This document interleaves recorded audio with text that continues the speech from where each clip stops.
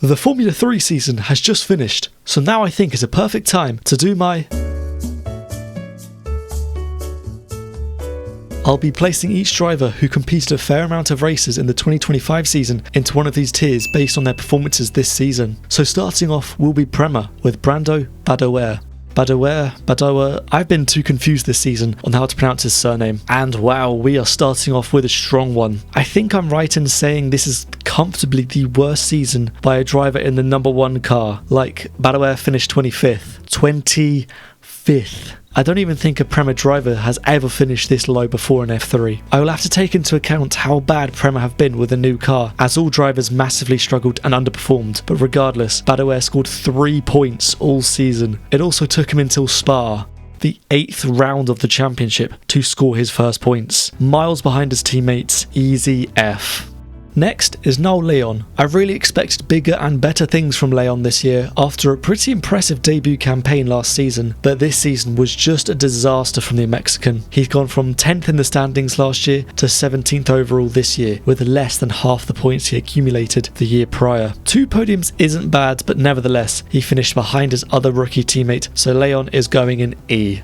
And the final Prema driver now, Ugo Ugochukwu. Or actually, this is apparently Brando Badoer again, who seems a lot taller than he was before. Ugochukwu too also had a very underwhelming season. 16th in the championship is poor compared to his expectations and what Prema have previously been capable of. However, his form massively improved after Spain, which is conveniently around the time he stripped his car of the McLaren livery to the all-black livery, which definitely seems to have helped. 2 podiums this year and looked like he could have won at Monza before he spun out of the race. Ugochukwu is going in D, I'm afraid.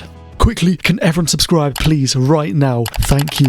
Now I'm going on to the Trident trio, starting with Rafael Camara. This is one of the easiest rankings to do on this whole list. The Brazilian took the championship lead after the first round in Australia and never lost that lead afterwards. He even won the championship a round early in Hungary. This is madness. Unheard of to do this at this level of motorsport. Camara's 5 poles and 4 feature race wins is absolutely incredible. I suppose the only thing you could criticise Camara of this year is how poor he was in the sprint races. But anyway, it's an easy A star. Next is Noah Stromstedt. The Danish driver actually had a really good rookie year. It just looks not as great when you see what his teammate did. Stromstedt achieved a race win, 3 podiums, and finished as the 2nd highest placed rookie in the championship, in 6th place. Very good year from the Dane, going in A.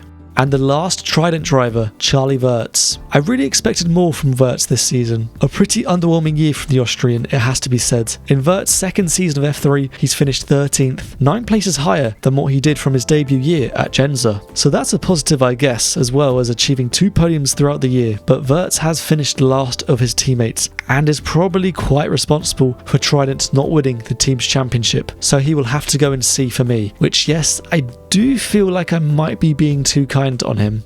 The next team is ART, starting off with James Wharton. The Australian was last of the ART drivers, finishing down in 18th, only scoring points on 4 occasions. However, Wharton was the only ART driver to win a race this year at the sprint race in Austria, so it's not all that terrible for Wharton, but he's still going to go in D for me. Next is Laurens van Hoopen. Again, I expected more from the driver in his 2nd year. I personally was pretty impressed by Van Hoopen after his rookie year, but he really just stagnated this season. He finished 1 place higher in 12th with just 2 more points than he managed in 2024. 2 podiums is a positive, but still, it's a C for Van Hoopen.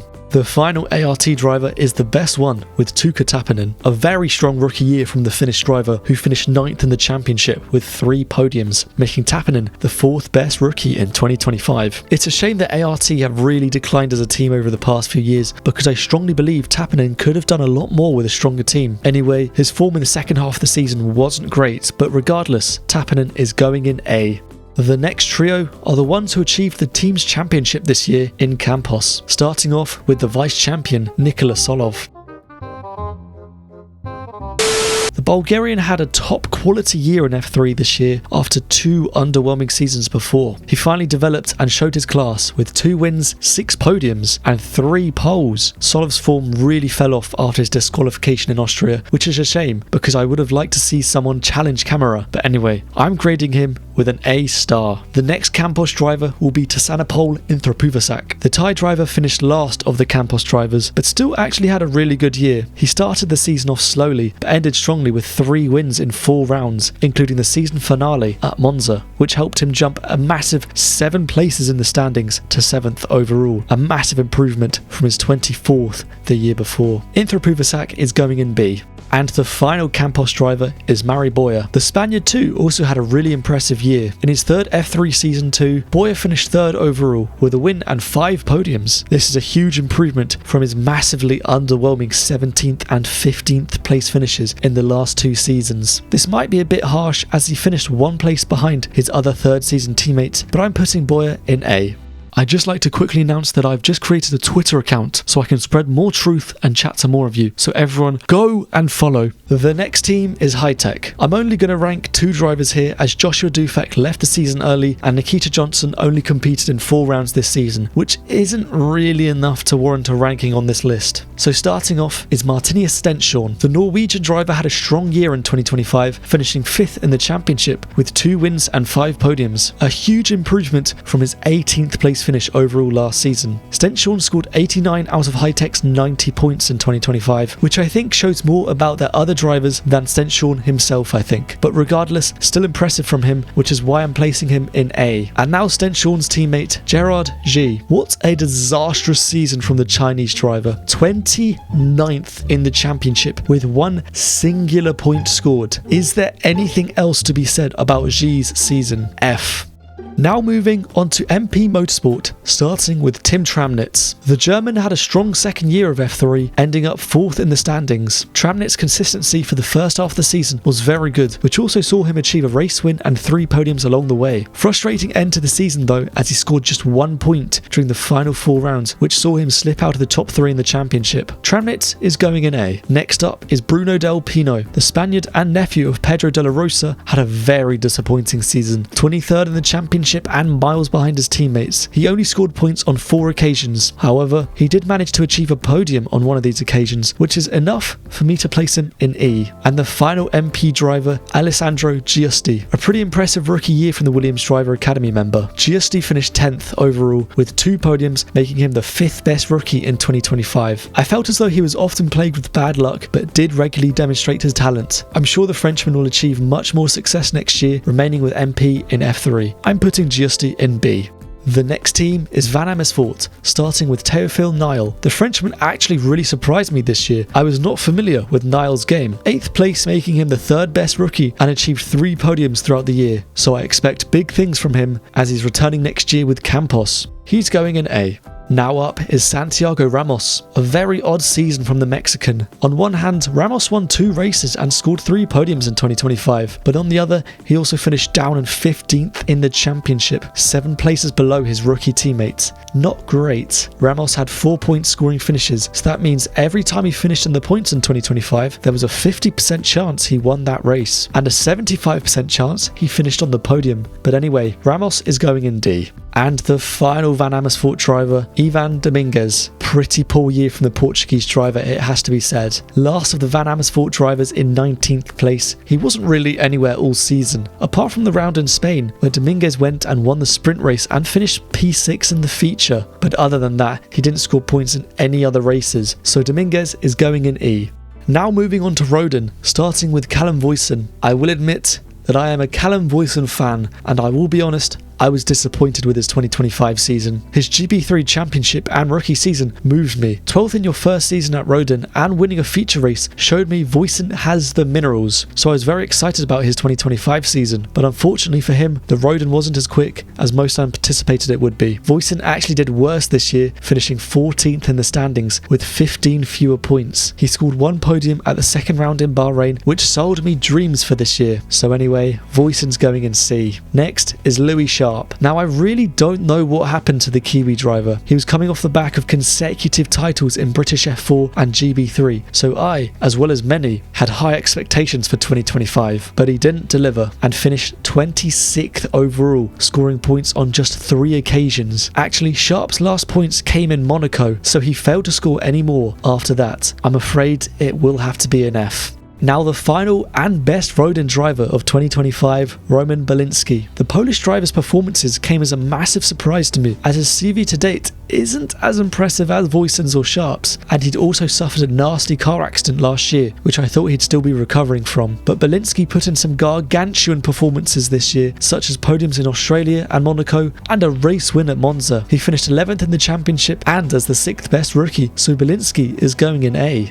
Next team is AIX. To keep this video relatively short, I'll only be ranking their 3 drivers who competed in the most races, those being Brad Benavides, James Headley and Nicola Marinangeli. So apologies to Javier Sagrera, Freddie Slater, Jose Garfias, Nikita Johnson, Nikita Bedrin and Fernando Barrichello, who all sporadically raced for AIX this season. So anyway, starting off with Brad Benavides. Technically this was the American's second season of F3, having competed in the 2022 season. Benavides was one of the 3 drivers this year to achieve a pole position, which he did twice, but frustratingly Benavides struggled to convert these into much, as he finished down in 20th in the standings, which is the highest of all 8 AIX drivers. Well, he beat Nikita Bedrin by 1 point. Nikita Bedrin, who competed in just the 1 round at Australia. This is 3 places higher than Benavides managed to finish in 2022, so that's a positive. And it's also important to note that Benavides only joined the championship from the 3rd round. So anyway, I feel like I could be being too kind to Benavides here, as he's going in C for me. The next AIX driver is Nicola Marinangeli. I find it very intriguing how there were 3 Nicolas in F3 in 2025. One finished as vice champion and the other 2 finished as the bottom 2 full-time drivers on 0 points. Marinangeli finished 36th in the championship behind 9 part-time drivers. His highest race finish was 19th. This is one of the worst F3 seasons I've ever seen from a full-time driver. The easiest F I'll hand out all video. And the last AIX driver, James Headley. Now I'll say it, I thought James Headley wasn't that bad. He did finish 28th in the championship on 7 points, which were all collected from the Hungary sprint race. Headley did also not take part in 3 rounds of the season, but for me he goes in E. But I do have to say, it is rather hard to judge the AIX drivers this season. Now finally, onto the last team and newest team, Dams, starting with Christian Ho. I was actually relatively impressed by Ho. The Singaporean driver did finish down in 22nd with 17 points, but also the top Dams driver. But we must remember, Ho is racing for Dams in their first season of F3, so to finish top of their drivers, which includes a second-year driver and an F1 junior team member, is impressive. Look out for Ho when he returns to F3 next year. The Singaporean driver is going in D. Now onto his teammate, Nicola Lacorte. Where do we even begin with a Lacorte? He will definitely go down as one of the drivers in F3. Many have said he is stoppable on his day and a believable driver.